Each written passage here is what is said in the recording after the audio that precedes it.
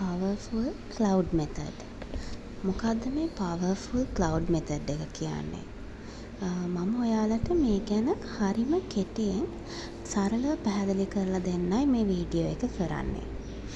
මුලින්ම කියන්න ඕනේ ඕනම law of attraction method එකක් කරන්න අපිට විශ්වාසය සහ නිවැරදිව කිරීමේ හැකියාව තියෙන්න ඕනේ.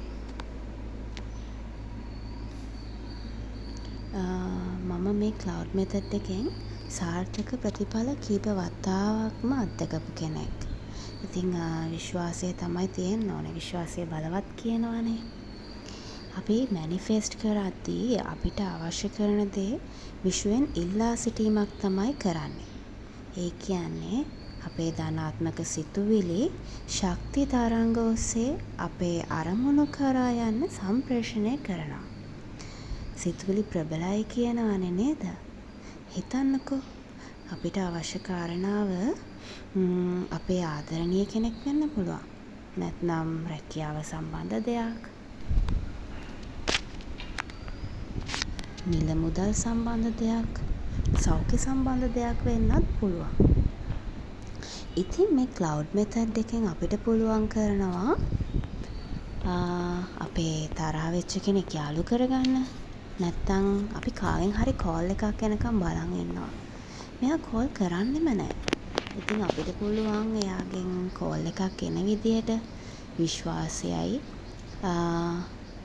විශ්වාසයත් එක්ක අපිට පුළුවන් මේ cloud method එක හරහා අපේ ආදරණීය කෙනෙක්ගෙන් කෝල් එකක් එන්න ගන්න, මැසේජ් එකක් එන්න ගන්න. හැබැයි මම කියන්නේ නැහැ දැන් අපේ අතේ මුදල් නැති වෙලාවක අනේ මට සල්ලි ඕනේ කියලා අපි cloud method එක කළොත් එහෙම අපිට සල්ලි හම්බ වෙනවා කියලා නම් මම කියන්නේ නැහැ. මේ හැම දෙයකම ඔයාගේ හිත පිරිසිදු වෙන්න. ඒ වගේමයි සිතුවිලි ධනාත්මක වෙන්න ඕනෙමයි. සැරින් සැරේ ඍණාත්මක සිතුවිලි ඇවිල්ලා ධනාත්මක සිතුවිලිත් එක්ක තරග කරන්න බෑ. හරි.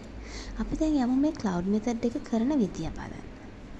මේකට ඔයාට ඕන කරනවා මුලින්ම රූල් නැති හිස් කොලයක්. සුදු පාට A4 sheet එකක් ගමුකෝ අපි. A4 sheet එකකුයි තව රතු හරි නිල් හරි ප්ලැටිනම් එකක් ඕනේ. මාක පෙන් එකක් වුණත් කමක් නැහැ. ඊට පස්සේ ඔයාට පුළුවන් චූටියට පොඩි බබෙක් වගේ චූටි රූපයක් අඳින්න. ඒ කියන්නේ ඔයාව අඳින්න ඕනේ. ඔයාව ඇඳලා අනිත් එක මේ ලස්සනට අඳින්න ඕනේ නැහැ. සාමාන්‍ය විදියට අඳින්න. චූටි බබෙක් වගේ අඳින්නකෝ. ඊට පස්සේ ඒ ඔයා ඇඳපු රූපේ ඉස්සරහෙන් ඔයාගේ ඉස්සරහෙන් ඔයාට පුළුවන් අවශ්‍ය පුද්ගලයාගේ නම ලියන්න. එක්කෙනෙක් වෙන්නත් පුළුවන්, දෙන්නෙක් වෙන්නත් පුළුවන්. දෙන්නෙක් ඉන්නවා නම් ඒ නම් දෙකම ලියන්න ඔයාගේ අවශ්‍යතාවය අනුව. ඊට පස්සේ ඒ ලියපු නම යටින් ඉරි 3ක් අඳින්න. ඊට පස්සේ අපි කරන්න ඕනේ අපි මේ ඇඳපු රූපේ තියෙන්නේ. ඒ කියන්නේ ඔයාව ඇඳනේ අපි. එතන ඉඳන් උඩට බෝල 6ක් අඳින්න ඕන. අපි නිකන් හිතනවා වගේ. බෝල 6ක් ඇඳලා ඒ 6 වෙනි බෝල කෙළවරේ වලාකුලක් අඳින්න. ඔයාගේ කාරණාව ලියන්න පුළුවන් සයිස් එකට වගේ. ඊට පස්සේ වලාකුල මැද්ද ඔයාට ඕන කරන අරමුණ ලියන්න. අපි මෙහෙම හිතමුකෝ. ඔයාට ඔයාගේ බොයිෆ්‍රෙන්ඩ්ගෙන් කෝල් එකක් එන්න ඕනේ. හැබැයි තරහ වෙලා. ඔයාට පුළුවන් මෙතන ලියන්න මට ඔහුගෙන් දුරකථන ඇමතුමක් ලැබුණා. විශ්වයට ස්තුතියි. ඔයා මේක ලියන්න ඕනේ මේක සිදු වුණ විදියට. ඒ කියන්නේ දැනටමත් ඔයා කෝල් එකක් එනකම් බලන් හිටියට ඔයාට කෝල් එකක් ඇවිල්ලා ඉවරයි. ඔයා සතුටින් ඉන්නේ. ඒ විදියටයි ලියන්න ඕනේ.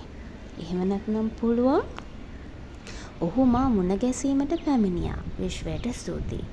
මේ විදියට ඔයාගේ කාරණාව මොකක් වුණත් ඒක ඉෂ්ට වෙලා ඉවර විදියට තමයි ඔයා ලියන්න ඕනේ. ඒ වගේම විශ්වයට ස්තුති කරන්න අමතක කරන්න එපා එතනදිම. ඊට පස්සේ ඔයා මේ A4 කොලේ ඔයාගේ පැත්තට 3 පාරක් නවන්න. නවලා ඒ කඩදාසිය අරන් ඔයාගේ පපුවේ තියාගෙන S2 වහගෙන 3 පාරක් හොඳින් හුස්ම ගන්න. ඊට පස්සේ ඔයාගේ හිතට එහෙම යන්න දෙන්නේ නැතුව බොහොම නිස්කලංක තැනකට වෙලා විනාඩි 10ක් විතර දැනටමත් ඔයාගේ ඉල්ලීම ඉෂ්ට වෙලා ඉවර ආකාරයට විෂුවලයිස් කරන්න. ඔයා සතුටින් ඉන්න විදිය. මම දීපු උදාහරණේ දැන් බොයිෆ්‍රෙන්ඩ් ගැනනේ. ඒතර ඔයාට අවශ්‍ය ඕනම කාරණයක් ගැන මේක කරන්න පුළුවන්. ඒතර ඔයා බොයිෆ්‍රෙන්ඩ් ගැන කියලා අපි උදාහරණයකට ගත්තොත් ඔයාට පුළුවන් ඔයාත් එක්ක කතා කරනවා, ඔයා එයාගේ අතින් අල්ලන් ඉන්නවා. ඔය දෙන්න hina වෙවි කතා කරනවා. ඉතින් මේ විදියට ඒ ඉල්ලීම ඉෂ්ට වෙලා ඉවර විදියට හිතන්න. ඊට පස්සේ පරිස්සම් ඇති තැනක මේ කොලේ අරන් තියන්න.